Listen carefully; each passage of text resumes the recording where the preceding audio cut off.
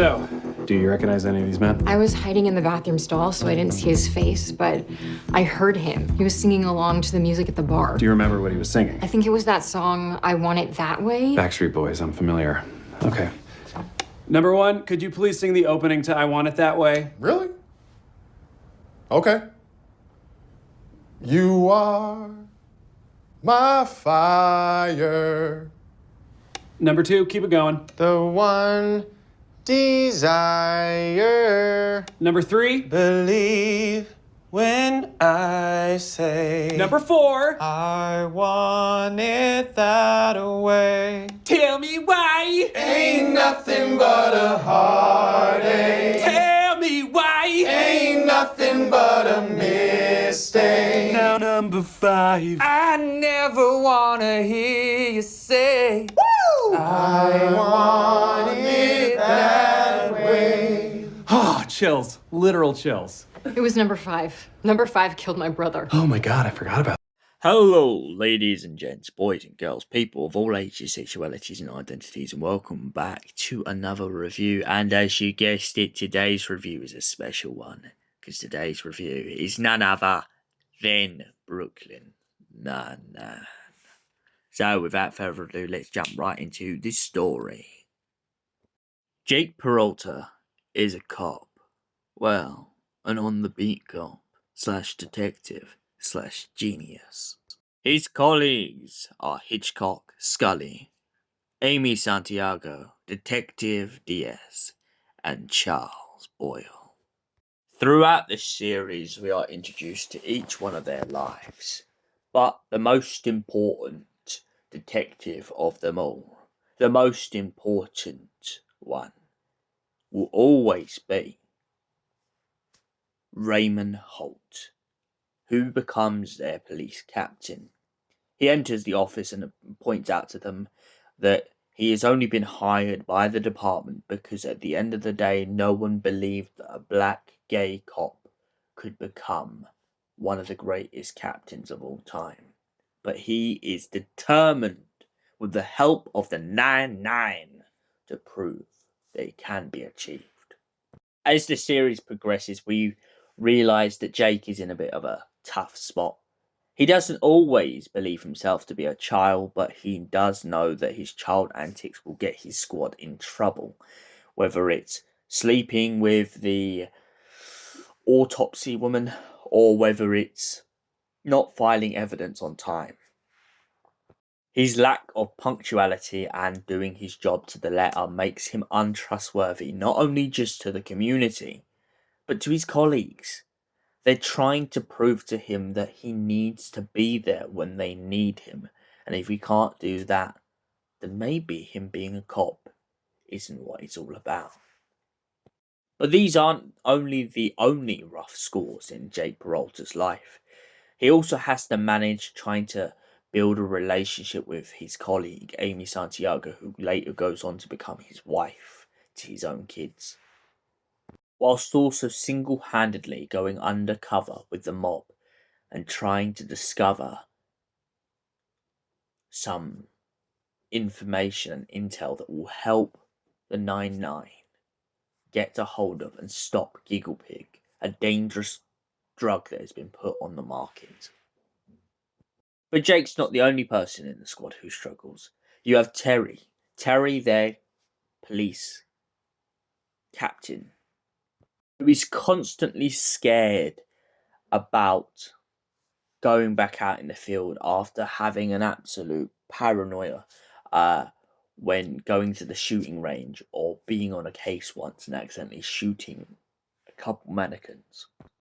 One of the characters who's sadly not on this poster that heavily needs to be mentioned because she is an absolute goddess / genius is Gina, who happens to be the captain's secretary. She eventually leaves the series and pursues a life of fame, glory, and celebrity status. But without her, a lot of the early ideas in the 9-9 would never have been achieved. She even has her own dance moves that she goes off and gets part of a dance group. Hitchcock and Scully have a rich past of being some of the greatest cops in the 80s and 70s. But one day after an incident and a heist, the pair of them decide to become lazy bums and spend the rest of their days in a chicken shop that, I can't lie, looks very tasty. When asked by their fellow colleagues why they never decided to go back out into the field, they pointed out they liked the life of the desk, little work and all the pay. Rosa Diaz, one of the badass punks of this series, who absolutely hides her emotions behind a wall of true emotion.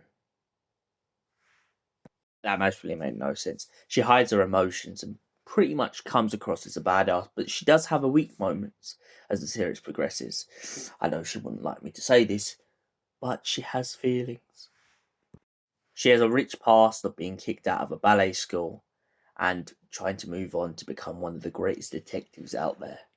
She also struggles as the series progresses, as she ends up coming out to her parents as a bisexual, which is very awkward when her parents don't accept that they exist.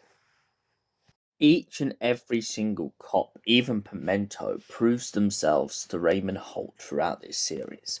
And by the end of it, the biggest thing that makes him proud, and honestly shed a bit of a tear, is the fact that Jake Parolta grows up to be one of the greatest detectives out there.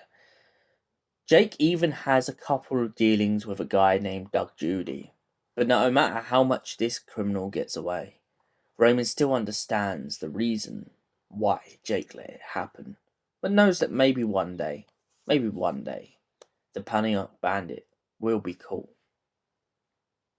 This series doesn't only just homage to itself with its great story arc and great cast, but it also does a couple throwbacks to other films, such as Die Hard, a film that Jake Parolta non-stop goes on about throughout the whole series.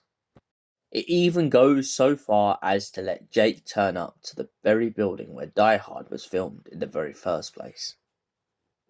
Some of the greatest moments also come from the Halloween heist, as Jake and Raymond begin to go back and forth each year trying to steal something from each other. But a couple of years after them both doing the original heist, it turns out that the rest of the crew want in. Terry wins one year with a sign saying heists are dumb. Gina wins another year. So does Amy. And so on and so forth. Jake also manages to have a very interesting relationship with different people he meets in his life. And one of his really odd best friends turns out to be a cannibal he met in prison. When going off to meet this cannibal to try and get some clues, he jokes about and thinks that the cannibal won't eat him. But the cannibal leaps out of his chair and still tries to bite Jake's hand off. Alongside this, Charles Boyle also ends up with a nemesis in a one-off standoff episode in which an old man admits to him about doing crimes, but flirts away with his female colleagues just so he can get away with the case. Charles begins to be heartbroken when the old man kicks it, having a heart attack right in front of him just to get away with the crime. But Charles and Jake aren't the only two with nemesis. In one episode, when Jake brings in someone for a murder too quickly, Raymond spends the whole night trying to have an argument with a dental student over the difference between the dentist and doctors, especially after he points out that a doctor has a doctorate, whereas a dentist has a hygiene certificate. Charles has a complicated relationship as he progresses in the series between his wife Vivian and many other people. Pimento ends up going out with Rosa Diaz at one point, and Jake ends up in a fistfight with Terry after trying not to admit the fact that he's scared for Terry's life.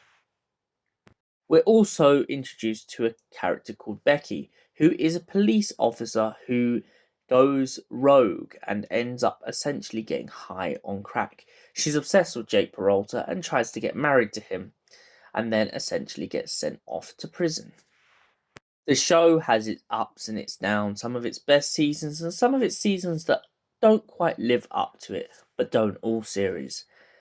But nonetheless, how the series ends and the final conclusion with a beautiful Halloween heist, as we finally get to see all the cast together one last time, is why I give Brooklyn Nine-Nine a solid 10 out of 10.